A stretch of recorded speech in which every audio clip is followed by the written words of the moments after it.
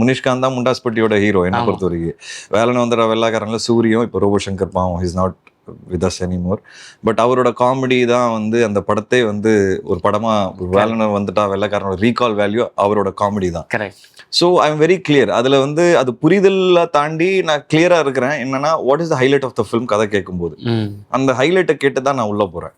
அதே மாதிரி ராட்சசன் படத்துல வில்லனுங்கிறது எனக்கு முன்னாடியே தெரியும் கதை கேட்கும் போது. இன்ஃபேக்ட் நான் டைரக்டர் கிட்ட பேசும்போது நான் பேசாம வில்லன் ரோலும் பண்ணிட்டுமான்னு கேட்டேன்.